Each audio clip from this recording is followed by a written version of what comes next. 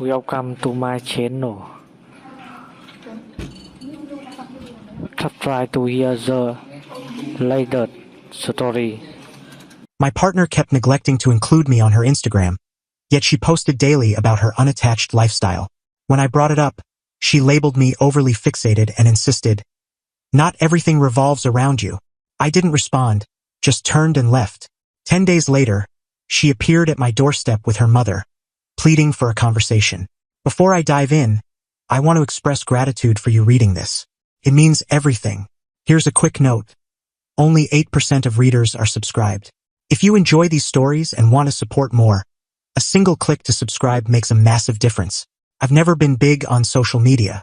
At 41, I come from a time before smartphones dominated life.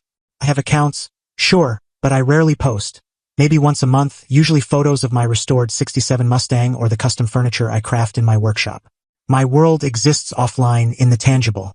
Sarah, though, was different. 15 years my junior, she thrived on Instagram.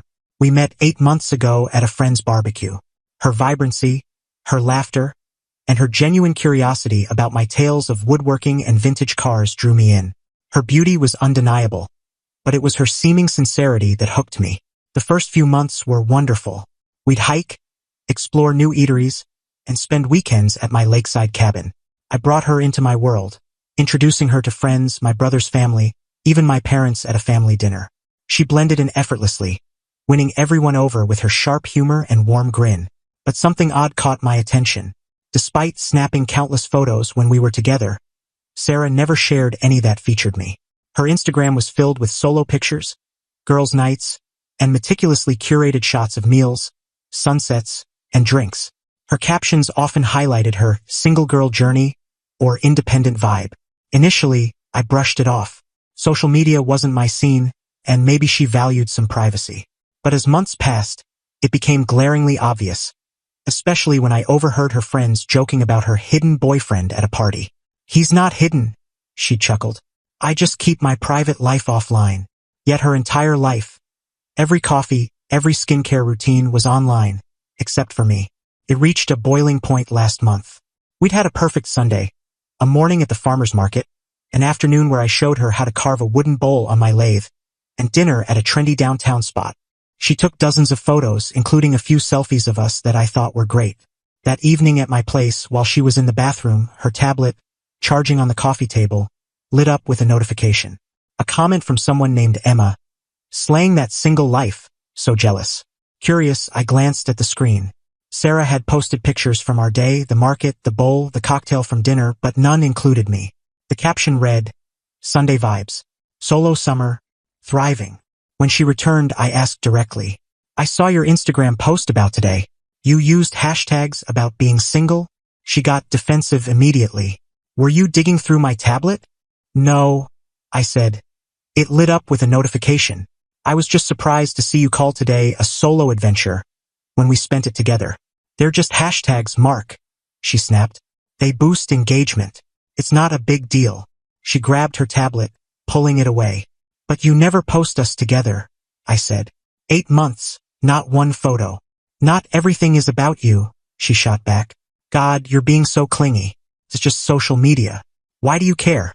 "I wouldn't, except you're portraying yourself as single online. That doesn't feel off to you." "What feels off is you turning this into a soap opera. It's my Instagram. I post what I want. Why are you so paranoid?" There it was, the deflection making me the issue for asking a fair question. I'd noticed this before but ignored it. Anytime I raised a concern, I was too emotional or overreacting. I didn't argue or shout. I just nodded, stood, and headed for the door. "Where are you going?" she demanded. "Home. This is your home. Then you should go to yours. You're throwing me out? Over Instagram." Her voice spiked in disbelief. "No, Sarah, not over Instagram. Over respect, trust, and the fact that you seem to live 2 lives. One with me, one where I'm invisible." "You're being absurd," she said, grabbing her things. "Maybe," I replied, "but I'm too old for this." She stormed out, slamming the door. Within an hour, my phone lit up with texts. "You're blowing this out of proportion. It's just social media. Call me when you mature." I didn't reply. Instead, I did what I should have done sooner. I dug into her online presence. What I found was jarring. Not only was she posing as single on Instagram, but she had active profiles on 2 dating apps, recently updated with photos taken in my home, one featuring a bracelet I'd gifted her for her birthday. I recognized the apps because my brother had shown them to me when he was single. I'd set up profiles out of curiosity but never used them, so I knew how they worked. Using her age, location, and job, I found her profiles quickly. They'd been updated days ago. There were also flirty messages with a guy named Ethan, including plans to meet, sent while she was next to me in bed. A calm clarity settled over me. No rage, just understanding. I screenshotted everything, then blocked her number, social media, email, everything. I didn't send her the screenshots or confront her. I just quietly ended our chapter. Then I contacted my bank and canceled a $2,200 deposit for a luxury resort I'd booked for her birthday, a place she'd hinted at for months. I canceled a custom necklace I'd ordered, returned a high-end purse I'd bought. The next day, I changed my home security code, which she'd had since month 3 when she started staying over, along with my streaming account passwords. Small steps, but empowering. I didn't post about it or stir drama. I simply vanished from her world as she'd kept me out of hers. 3 days passed, then a week. No contact, though friends told me she was claiming I'd had a meltdown over social media. I didn't correct them. On day 10, my doorbell rang. My security camera showed Sarah with an older woman who looked like her, clearly her mother, whom I'd never met despite 8 months together. I almost didn't answer, but curiosity won. I opened the door but stood in the doorway. "Mark, please," Sarah began, eyes puffy from tears. "Let me explain. This is my mom, Linda." Linda extended her hand. "I'm sorry we're meeting like this. Sarah's told me so much about you." "Has she?" I said, not shaking her hand. "That's odd, since she's never mentioned me online. In fact, she's been acting single while we were together." Linda glanced at Sarah, surprised. "You said this was just a mix-up about some pictures." "It is," Sarah insisted. "Mark's making it a huge deal. He saw some dumb hashtags and lost it." I pulled out my phone, opened the screenshots, and handed it to Linda. Dating profiles, messages with other guys, posts claiming she's single while we were together. Linda's face dropped as she scrolled. "Oh, Sarah, those are private." Sarah reached for the phone, but Linda held it back. "Not when they're public on dating apps," I said. "Or when you're planning dates with other guys while in my bed." Linda returned my phone, looking embarrassed and disappointed. "We should go, Sarah." "No, Mark, please," Sarah begged. "I messed up. Those profiles were old. I forgot to delete them. Ethan's just a friend. The Instagram stuff is for my image. I'm building a following, and single girl posts get more traction." "Your image," I repeated. "Well, it's thriving. Our relationship, though, is done." As I moved to shut the door, Linda spoke. "Wait, please. I know you're upset, but with respect, Linda, this isn't about being upset. It's about self-worth. Your daughter didn't just slip up. She maintained a double life for 8 months and made me feel crazy for questioning it. That's not someone I want in my life, no matter how I feel about her." I closed the door firmly and watched on the camera as Linda led a crying Sarah to their car. As they drove off, I felt lighter. That night, my phone buzzed with messages from Sarah's friends, calling me cruel for shaming her in front of her mom. Apparently, Linda was so upset she'd driven Sarah home instead of to their planned lunch to fix things. I didn't respond. Instead, I texted our mutual friend, Tom, who'd introduced us. "Check Sarah's Instagram, #SoloSummer. Compare the dates to when you saw us as a couple." Within hours, the story spread. Her friend's angry text stopped. Tom called to apologize, saying he hadn't known she was like that. 2 weeks later, I got a certified letter from Sarah with a handwritten apology and a $2,200 check, the exact amount of the resort deposit I'd canceled, which she'd learned about from Tom.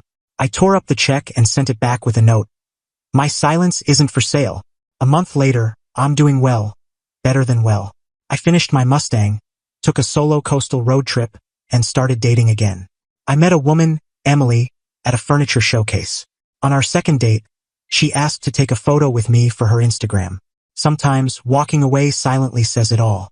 The best revenge isn't getting even, it's getting free. Edit. This story gained traction overnight. To address common questions. Yes, I should have spotted the red flags earlier. When someone documents their entire life online but omits their relationship, that's a warning. Lesson learned. No, I didn't share her dating profiles publicly.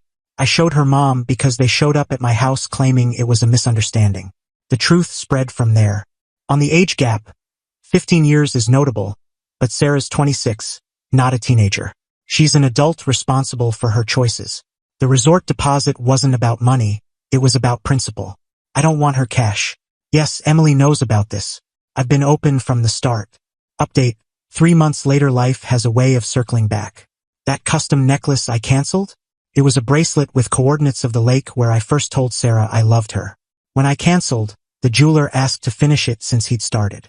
I agreed but changed the coordinates to my parents' lake house, where I spent childhood summers. Last weekend, I gave it to Emily, the woman from the furniture showcase.